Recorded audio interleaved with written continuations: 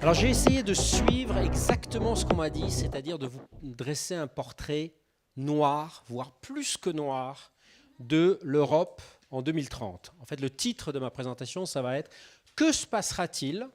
et je n'utilise pas le conditionnel, « si l'Europe se plante, à quoi ressemblera le monde en 2030 ?»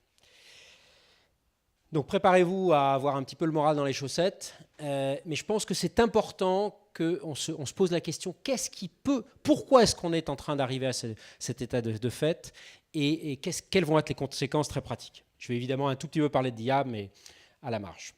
Bon, alors, ouais, on va nulle part. Pourquoi ? L'éducation, on est toujours en train de nous dire, oui, mais à la fin, c'est l'humain dans la boucle, c'est l'éducation, il faut investir dessus. On aurait pris ce même classement sur les capacités de lecture et les capacités mathématiques il y a 5 ans, l'Europe était un petit peu au-dessus. Aujourd'hui, c'est le dernier classement qui a été fait. On voit que les seuls qui s'en sortent encore dans le top 10, c'est les pays d'Europe du Nord. Et si on voit le film, on est en train de chuter. Donc la situation est effectivement pas très bonne. Arrêtez, messieurs les politiques, de nous parler de single digital market. On nous dit oui, l'IA, il faut du scale. Oui, l'IA, il faut de la masse de données. Que font nos responsables politiques depuis exactement 18 mois? Les Français font leur stratégie, les Allemands font leur stratégie, les Italiens font leur stratégie, les Anglais. Ça, c'est une responsabilité majeure. Nous allons dans le mur, puisque qui dit stratégie différente, dit évidemment réglementation différente. Donc on va avoir à nouveau des entreprises qui disent ben non, on ne peut pas fabriquer de licorne en Europe parce qu'on n'a tout simplement pas le marché. Alors évidemment, une des choses qu'on va essayer de faire dans des agences nationales ou européennes de rupture, c'est de travailler sur du small data. Mais pour le moment, comme vous le savez bien, c'est quand même la taille de la data qui compte. Si on met des murs, et le pire, c'est que les mêmes responsables politiques parlent du fait qu'il faut créer des licornes, mais de l'autre côté, parlent de French Tech, de German Tech, de British Tech, etc. Ça, pour moi, c'est quelque chose qui est tout à fait faisable. Troisième chose, on parle tous de l'humain.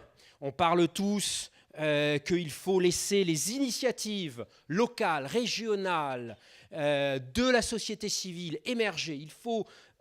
alors, il ne faut pas faire comme les Chinois, parce que quand ils avaient appelé à cueillir les 1000 fleurs, c'était pour mieux les couper derrière. Mais qu'est-ce qu'on est en train de voir aujourd'hui? Une centralisation à outrance, que ça soit dans nos capitales nationales, que ça soit à Bruxelles, sur énormément de choses. Vous avez peut-être tous vu cette interview qui est un vrai débat. Je ne prends pas position sur le véhicule électrique depuis hier, mais d'un côté, on nous dit il faut absolument laisser éclore les talents, et tous ceux qui est à la tête d'une start-up ou d'une PME dans cette salle. Vous savez tous aujourd'hui que vos meilleurs talents, si vous leur dites exactement ce qu'ils doivent faire minute après minute, vous allez perdre les meilleurs le plus vite possible. La même chose dans les grands groupes. Malheureusement, dans l'organisation, notamment politique, de nos États, on n'a pas encore compris que la verticalité, ça ne marche pas. Et enfin, dernière chose, on nous dit oui, mais en fait... Les Chinois mettent 15 milliards à Shanghai dans l'intelligence artificielle. Les Américains viennent d'annoncer un programme de 2 milliards pour l'IA spécifiquement. On est perdu avec nos quelques... Eh bien non, la bonne nouvelle dans ce paysage un petit peu lugubre, c'est de montrer qu'en fait, ce n'est pas une question d'argent seulement. C'est toujours mieux, plus que moins, évidemment. Regardez ce que l'Europe met en recherche et développement sur les 7 dernières années. 85 milliards de dollars. C'est énorme sur 14 200 projets. Je pense que Emmanuel a déjà dû vous parler de la DARPA ou pas ce matin. Cette agence qui a été créée lorsque les Américains se sont rendus compte que la technologie était de plus en plus une manière de changer la table, les rapports de puissance, et on le voit aujourd'hui de plus en plus, les systèmes de valeur, eh bien ils n'ont mis que 60 milliards en 60 ans.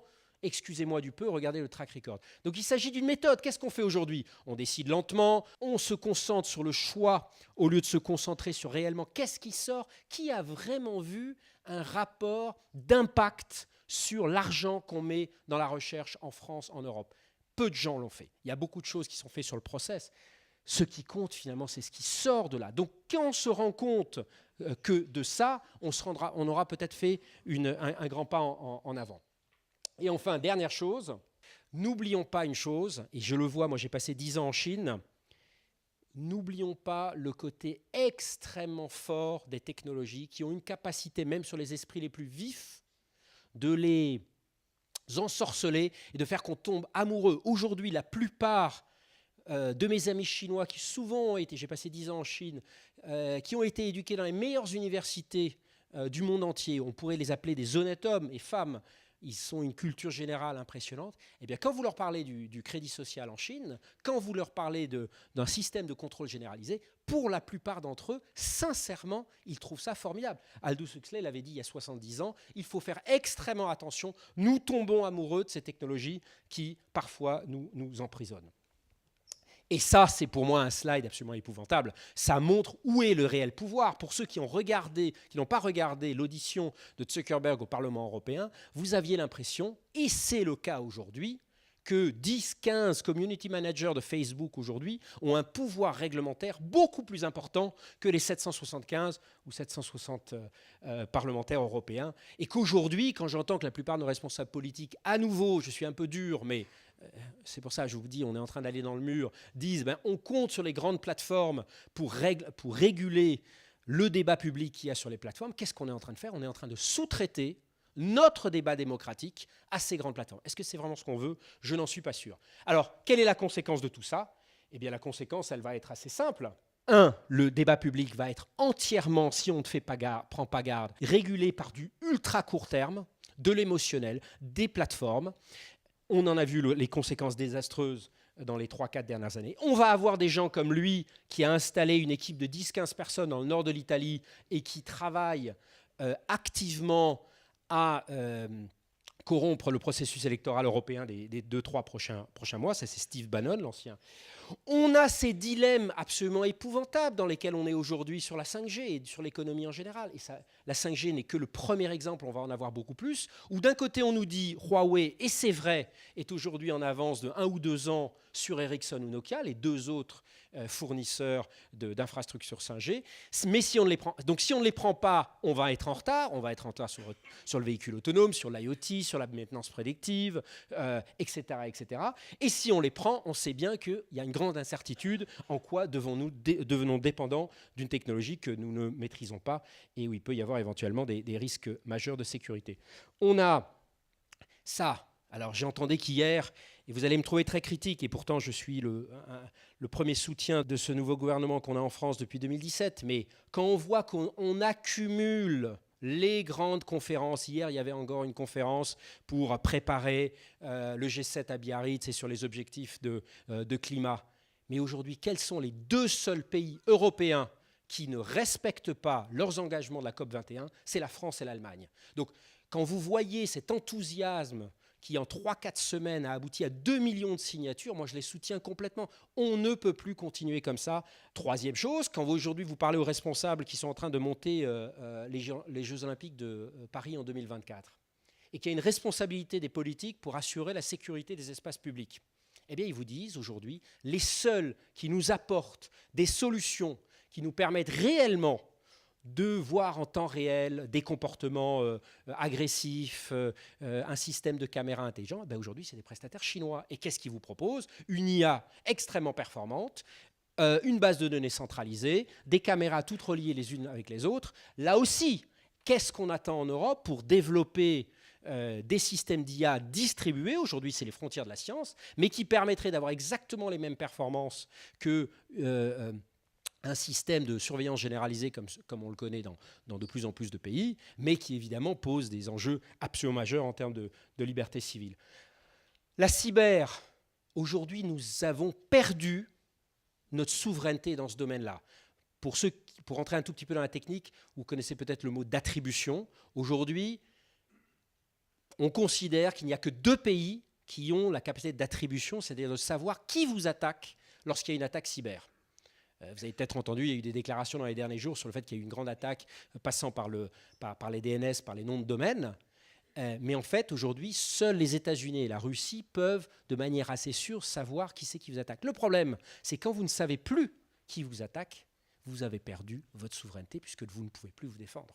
Et aujourd'hui, c'est le cas. Alors j'entends qu'on appelle sur une création d'une agence cyber. Mais il faudrait déjà que nos nos Allemands, nos Français, nos Anglais, nos Estoniens travaillent ensemble. Ce n'est pas le cas, ou du moins pas du tout à la hauteur de ce qu'il faudrait faire. Donc combien de catastrophes faudra-t-il? Combien de centrales nucléaires bloquées il faudra? Combien d'Altran qui, pendant plusieurs semaines, n'avaient plus accès à certains des fichiers de ses clients principaux faudra-t-il pour comprendre que s'il y a véritablement un risque majeur sur nos élections, sur nos systèmes énergétiques, sur nos infrastructures critiques, c'est bien celui-là. Je vous avais dit que c'était un petit peu déprimant. Et enfin, dernière chose, regardez le côté très Manhattan Project dans lequel on est. Manhattan Project, c'était ce projet qui avait réuni beaucoup de scientifiques dont la plupart étaient antimilitaristes à Los Alamos pour développer une bombe atomique. On a vu il y a 2 mois, à nouveau nos amis chinois développer et cloner pour la première fois des bébés. Ça a déclenché évidemment beaucoup d'émotions. Mon Dieu, comment on peut faire? Le seul problème, c'est que c'est en train de se passer. Quel est le choix qu'on a, nous, en termes de démocratie? On dit non, on n'en veut pas. D'autres vont le faire. Il faut impérativement qu'avec nos valeurs, avec l'éthique qui est la nôtre, nous soyons vraiment en tête de ces développements technologiques pour pouvoir mieux éventuellement les contrôler, les orienter, y intégrer toutes nos valeurs, parce que sinon d'autres vont les imposer à nous. C'est exactement ce qui est en train de se passer. Alors, une des solutions, c'en est qu'une seule, c'est une initiative qu'on a montée avec aujourd'hui 3000 personnes à travers 11 pays européens, qui est l'objectif de créer une agence d'innovation de rupture avec un objectif extrêmement simple, qui est d'être en tête sur la quasi-totalité des technologies qui sont en train de développer dans 4 grands domaines, puisqu'on pense que la technologie pour la technologie, ce n'est pas les valeurs européennes, mais il faut absolument que la technologie soit à la disposition de grands enjeux de société. On en a identifié 4, vous les verrez. La première, évidemment pour nous, c'est l'urgence climatique, mais c'est le véhicule autonome, c'est le stockage, etc. Donc ça, c'est la première mission. La deuxième, c'est tout ce qui est autour de la santé. Troisième chose, c'est tout ce qui est autour de la transition digitale et évidemment l'espace et les océans qui nous semblent absolument des zones sur lesquelles l'Europe doit absolument investir. Donc on a besoin de vous, et je vais terminer là-dessus, pour 2 raisons. 1, on ne croit pas à la capacité des États en interne de lancer des initiatives pareilles, parce que tout simplement les administrations, les systèmes bureaucratiques ont des résistances telles que prendre des risques majeurs, aller en dehors des sentiers battus, et pour les grands groupes qui sont dans la salle, vous le savez, et c'est pour ça que vous appuyez de plus en plus sur l'écosystème de l'innovation, il faut absolument utiliser des gens pour qui il y a véritablement nos limites. La deuxième chose, la rapidité est tout aussi importante que l'argent qu'on va y mettre. Et mon problème, c'est que souvent la rapidité, c'est surtout ça sur lequel nos États-nations et l'Europe pêchent. Par contre, notre objectif, c'est clairement que ce type d'agence devienne dans 1, 2, 3 ans un outil intergouvernemental, voire européen, parce qu'à la fin, les seuls qui peuvent investir sur 5, 10, 15 ans, et c'est la perspective qu'on doit avoir, c'est la puissance publique. Mais pour ça, il faut un nouveau type de partenariat et il faut sortir de cette espèce de vision binaire du monde qui a d'un côté l'État et le régalien et de l'autre côté l'écosystème. Vous savez tous que cette frontière, elle a explosé depuis longtemps. Je vous remercie.